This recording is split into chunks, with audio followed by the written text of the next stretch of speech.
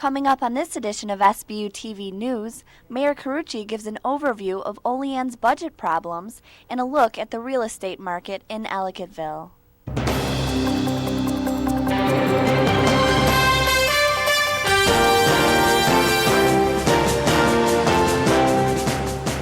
Welcome to Sbu TV. I'm Claire Glatz. And I'm Anna Omoregie. The financial crisis in the city of Olean continues. The city faces a $4.3 million deficit and is trying to decide how to fix the problem. Initially, council members talked about cutting city department budgets by 10%, a move that might lower a possible 39% spike in taxes. Do you know how much per day it costs an average person for this tax increase? It's 73 cents a day. Legislators and the mayor discussed bonding requests. There is a list of 40 projects that the mayor believes the city needs. Money for these requests will be borrowed by the city from private lenders. Mayor Carucci will have the final say on which bonding requests will be included in the budget. The mayor also plans to have the council vote on bonding the $4.3 million deficit. We didn't get there in 1 year. It took us 5 years to get into this mess. And I'm looking at 10 years to get us out of it. Public meetings are held on each Tuesday of the month in the city municipal building. The budget will be voted on in the near future. St. Bonaventure may be forced to take a different approach to get the former castle property developed. St. Bonaventure University is exploring other alternatives to develop the former castle property. A sales agreement with Syracuse-based Core Development is set to expire in June. Bonaventure Vice President Brenda explains another way to move this project forward. One consideration would be, can we begin to start the development in a smaller way, without an anchor, but perhaps with some smaller shops and restaurants. Snow said they are in contact periodically with Core to see how progress is going. The only thing that is holding development up is the lack of an anchor tenant. So that's the challenge, is to convince a national retailer to make the investment, because indeed it's a very significant investment for a retailer to establish a store and commit to business in an area. Should the sales agreement fall through with Core Development, the university would have to pay Core nearly $300,000 to cover demolition costs on top of their $170,000 yearly mortgage and tax payments. Sbu TV promises to keep you updated as the June deadline approaches. The slogan, "Get the door, it's Domino's," won't apply to residents of Cattaraugus County anymore. The Southern Tier has 3 less pizza shops. Domino's pizza stores in Jamestown, Olean, and Salamanca have closed. All 3 locations are owned by Jason Fox. Fox declined to comment, but approached St. Bonaventure to inform the university. What Mr. Fox relayed to us was that he had other significant business problems and challenges that he was in over his head in some business endeavors, and that resulted in him having to close all 3 locations. Domino's spokesperson Dana Harville said, "The owner has chosen to walk away from the business for reasons I can't disclose because of our franchise agreement." Harville said Domino's considers the Southern Tier to be a viable market and is looking to turn these franchises over to another owner. With the closing of the Olean and Salamanca stores, Domino's has no locations open in Cattaraugus County. The sole remaining Chautauqua County store is located in Dunkirk. A local ski village is undergoing a real estate boom. Meagan Kolkmann looks into the recent development. Ellicottville, New York, often called the Aspen of the East, has been undergoing a high demand for real estate in recent years. Over the last couple of years, we saw a sharp increase in prices over, say, 2 years ago, when everyone around the country was experiencing the same sharp increase, dramatic increases that are over and above the normal rate of increase for real estate.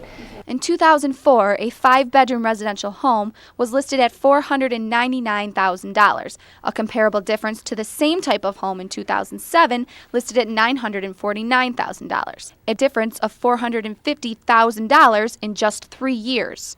What's caused the boom in Ellicottville is since 9/11, people like to buy closer to home, and we're finding that that's coming true down here. And I also think the stock market had a lot to do with it. People are wanting to invest in real estate more than the stock market because real estate has shown to be one of your best investments. What attracts buyers most to this area are the 2 local ski resorts and the village, which gives residents access to everything they need. Ellicottville has also begun to draw residents in from many areas out of state.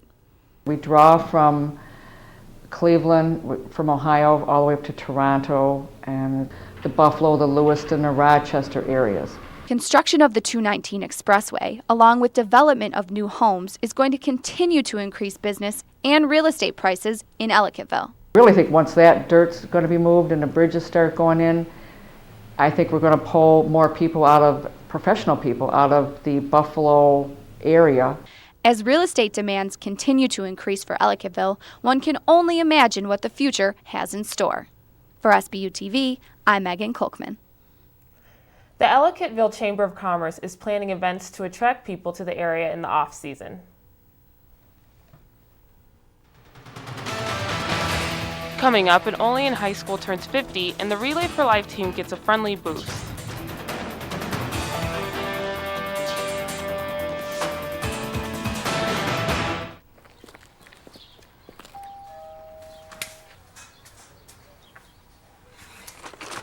Mrs. DeBruzzo, I'm Ed McMahon, and we're signing up people for... Yes, I am. Yeah. Mr. Murphy, Ed McMahon. We're starting up... No. Dreams no. really do Be come it true. Hombre, dinero! No. Con cámaras. No time. Yes, Ed con McMahon, cámaras. see. Ed McMahon. Yes, Ed McMahon. We're having our first Ed ever... McMahon. Yes. Tuesday night at the high school. We're starting up the neighborhood watch in this area, and here's all the information. Stevie, get down here, please. No, it's just 5, 6, 7, 8. No tango dinero. Neighborhood watch. We're having this neighborhood watch, the first one. Right. Larry, put some pants on! I'll come back. Bye-bye. Bye-bye, thank you. Help play a part in the safety of your community. To find out how you can start or join a neighborhood watch, log on to usaonwatch.org.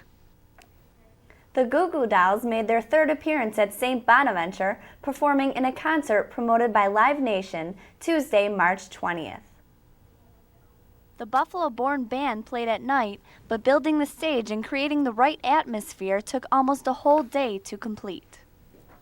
A crowd of 3,200 people gathered to see the Goo Goo Dolls perform songs off their new album, Let Love In. Goos played songs like this one, played at a concert in Buffalo, July 2005.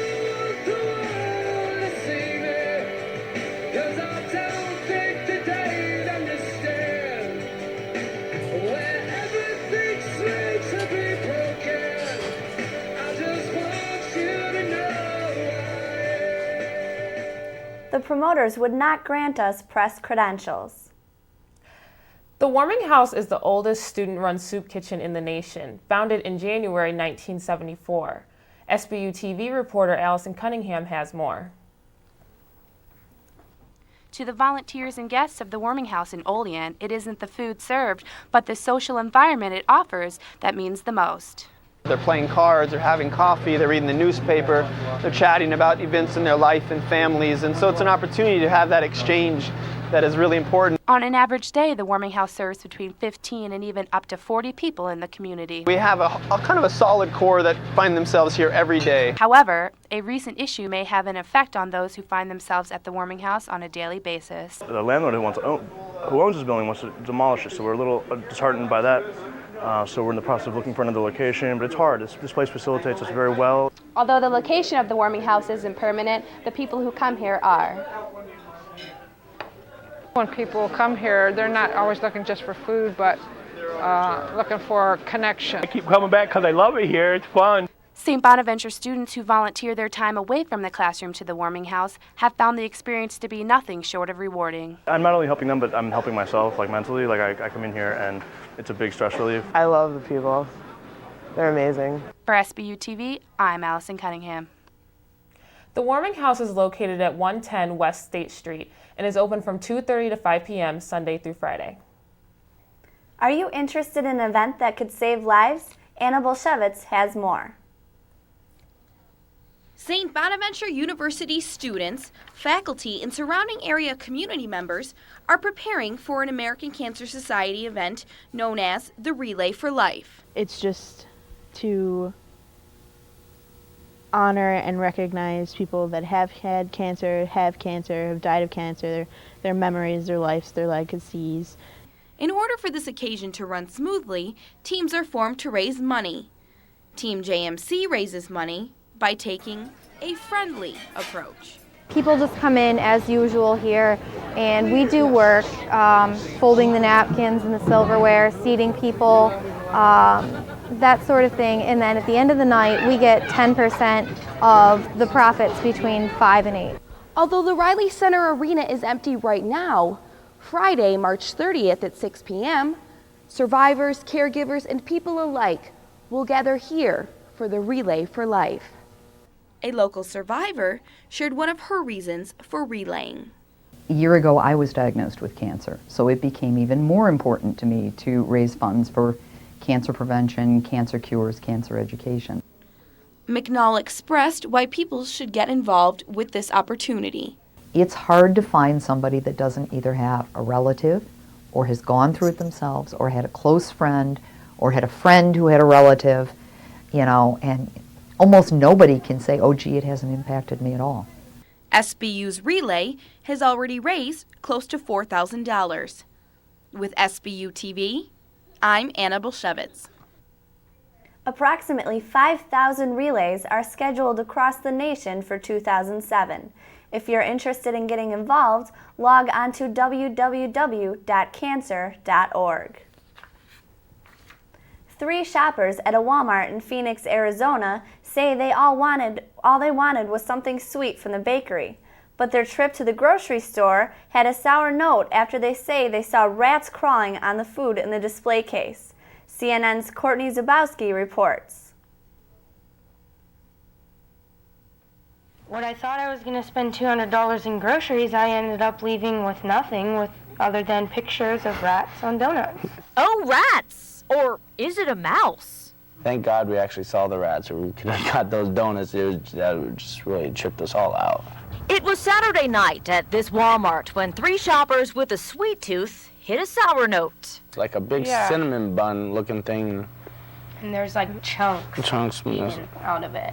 They ratted on what they believed to be rats in the donut case, but the Walmart employees, they say, were rude. They said, oh, this is normal with construction. And we're like, whoa. Normal?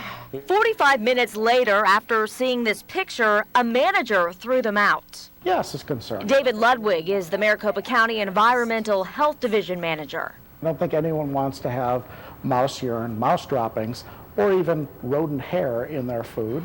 His office is now investigating the case, and he says this isn't the first time he's received complaints of rodents at this specific Walmart. According to county records, in February, someone said they saw a huge rat run from behind a partition and crawl into a display case. That complaint, however, wasn't verified. Health inspectors didn't find anything.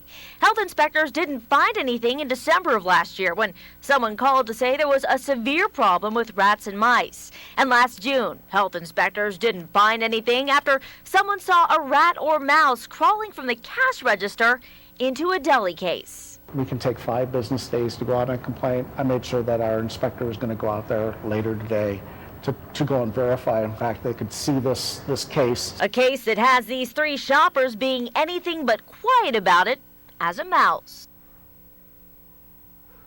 That story was courtesy of CNN. One life-threatening genetic disease afflicts about 12.5 million people worldwide and several generations of an area family. Yet most don't even know it exists. Colleen Hannon has the story.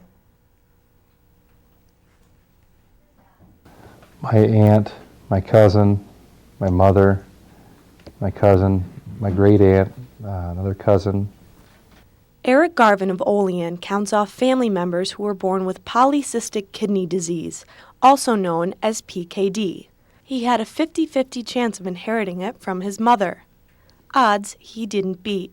Well, I've always known that I've had PKD. It's been a family history. It's been going on in my family, not only with my mother, but her uncle and my grandmother had it as well. And so, what is this genetic disease that has plagued Garvin's relatives for the past 4 generations? Polycystic kidney disease is basically acquired disease in adults and congenitally present in children. Garvin has the adult form of the disease, where multiple cysts form on his kidneys. These cysts increase over time, causing the mass of the kidneys to enlarge and ultimately the organs to shut down. There is no cure for PKD. Doctors can only treat the complications. Blood in the urine, high blood pressure, they can also form stones in those cysts, and that can be a problem. That cyst can get infected. So what's the long-term outlook for patients with PKD? At the end of the day, if the patient develops end-stage renal disease where they require dialysis and all, the treatment right now is the kidney transplant, basically. Here at the Olean Dialysis Center, PKD patients spend 4 hours 3 times a week waiting for a transplant. 5 years ago, Garvin's mother began dialysis, but she didn't have to look far for her new kidney. I was fortunate enough that my brother was actually not diagnosed with the disease, and he was able to give his kidney up for my mother. And it was a very emotional 3 days that we spent in Hershey, Pennsylvania. PKD is more common than the following 5 widely recognized genetic diseases combined: cystic fibrosis, muscular dystrophy, hemophilia, Down syndrome, and sickle cell anemia. Yet many don't know PKD exists. Basically not kind of considered a mainstream disease, but if you look at the statistics, it's 1 in 1,000, or even in some instances 1 in 500 person could be walking around with polycystic kidney disease. Yeah. There is also a 50-50 chance that Garvin's kids could be part of those statistics. I have 2 children. Neither one of them have been diagnosed yet. For now, their dad is trying to live a healthy lifestyle to preserve his kidneys as long as he can. He also wants to raise public awareness about this disease in hopes that PKD is on the road toward a cure. Hopefully that my children don't have to go through what I'm sure to go through here shortly. For Sbu TV, I'm Colleen Hannon. March is National Kidney Month. For more information on polycystic kidney disease, visit www.pkdcure.org. A local high school is commemorating its anniversary. I went there to find out more. Olean's Archbishop Walsh High School is 50 years old this year. The school celebrated with a mass and reception. To sort of celebrate the past, to try to capture some of the spirit of the founding of the school. While celebrating the past, there's concern for the future as the school loses over $200,000 in funding. Every former diocesan Catholic high school in Western New York is facing a withdrawal of a direct subsidy from the Buffalo Diocese. Although the Buffalo Diocese has cut funding to the school, they will be implementing a new financial program. The Diocese of Buffalo is going to replace that, we understand, with a needs-based tuition assistance program. The school's administration is also taking action. One of the ways we may begin to look at this is to bring together a group of local citizens, business people, and others that have indicated interest to begin to look at some very serious fundraising. Generations of J.P. Butler's family have gone to Walsh, so he hopes the school will continue to be a part of Olean. I wanted to stay open. It was some of the best 4 years of my life. For Sbu TV, I'm Claire Glatz. Father Allaire would not give me figures, but he did say the annual fund has already surpassed this year's goal. The 6th Annual Woman of Promise Award was held at St. Bonaventure this week. This year's recipient was journalism mass communication major Reagan Terry. The keynote speaker was Janice Lieberman. Lieberman is the consumer reporter for NBC News, The Today Show, and Later Today. She explained how she broke into TV news and what future broadcast journalists should anticipate. Don't give up. Work for nothing. Don't ever act like the job is too small for you. Be nice to everybody and learn from everybody. The Woman of Promise Award is named in honor of Dr. Mary A. Hamilton, a retired professor of journalism and mass communication. Coming up, the women's NCAA tournament heats up and the Sabres host the Capitol Hill game.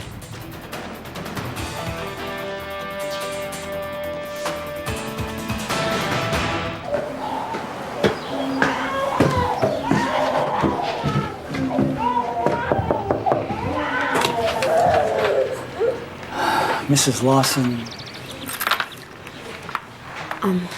I'm sorry. I still don't have it all. I can't keep coming back like this. I need the rent. I know,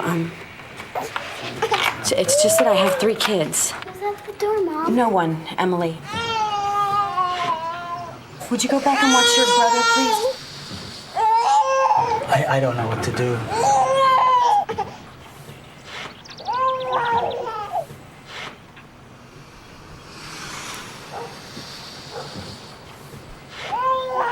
It's okay. It's okay. Here you go.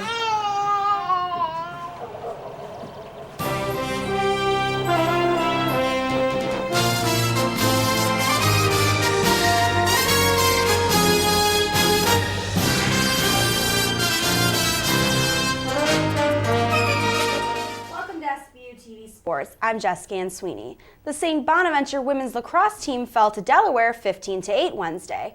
4 players tallied 2 goals, but that wasn't enough to overcome a 10-5 halftime deficit. A season-high 28 turnovers also plagued the Lady Bonnies. This loss to Delaware is the Bonnies' 2nd in a row and leaves them with a 1-3 record. St. Bonaventure's baseball team plays its home opener this weekend, but it took a little bit of elbow grease to get the Fred Handler Park at McGraw-Jennings Field ready for spring. Rob Cannon has the story.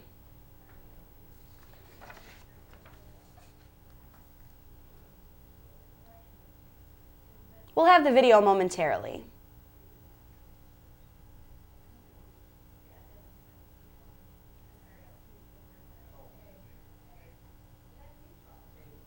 Winter storm to bump the home series against St. Joseph's back 1 day. The Bonnies will now play a doubleheader on Saturday starting at noon and a single game on Sunday also at noon. Even though the field is brand new, it cannot perform miracles, and the actual act of snow removal was left up to the players. This is a lot closer than mine. Shovels in hand, teammates worked hard to get McGraw-Jennings Field ready for a game.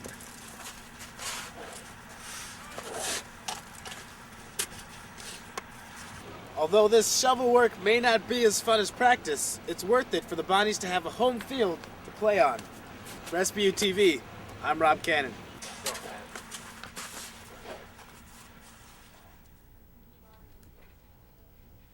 Coming off a win Wednesday at West Virginia, the team is now 5-9 on the season. You can listen to Saturday's noon game on 1450 AM WHDL Radio. The game will also be streamed live on www.gobonnies.com.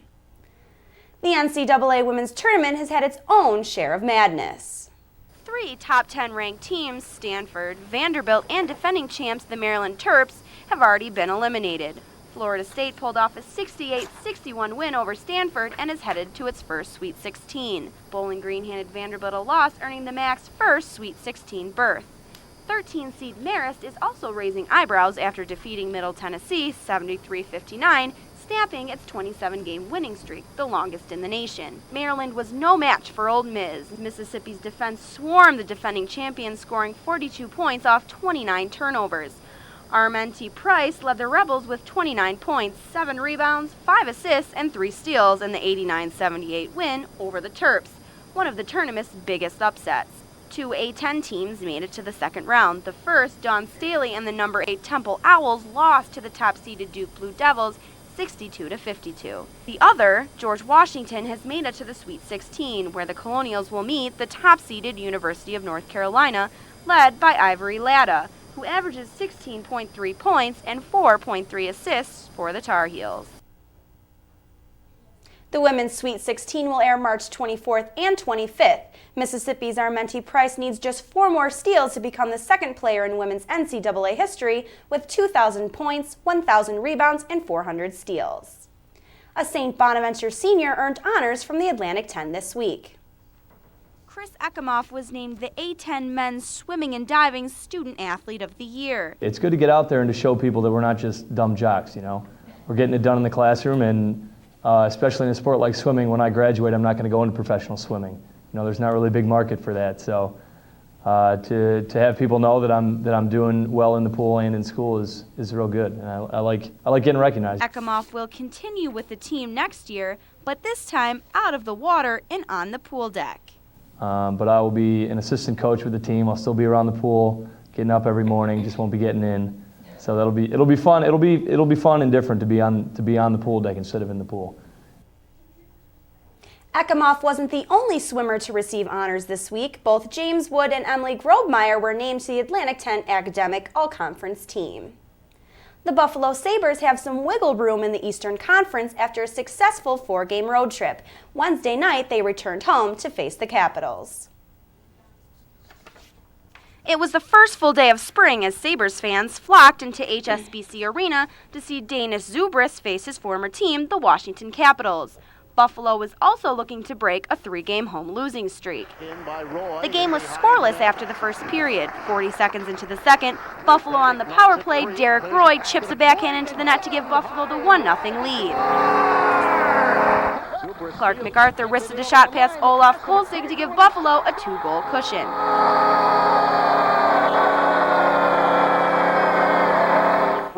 Washington would have the score when Brian Pothier's slap shot from the point hit a Buffalo defenseman and found the top corner. Shot taken from the point was drilled in, and Buffalo's slumping power play would strike again late in the second. Danny Briere would give the Sabres a 3-1 lead on a wraparound.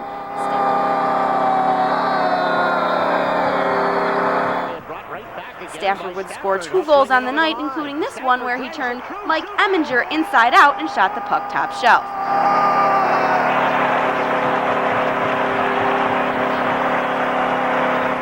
The Sabres go on to defeat Washington 5-2. Buffalo will play a home-and-home series against the Toronto Maple Leafs Friday and Saturday. And that's all for This Week in Sports. That's all for Sbu TV this week. I'm Claire Glatz. For Jessica Ansuini, Anna Omoregie, and all of us here at Sbu TV, thanks for joining us and have a great week. We leave you with a look at the Olean Red Wings Youth Hockey Shootout, Wednesday night at HSBC Arena during the first intermission of the Sabres game. You'll note Sabretooth is not much of a goalie.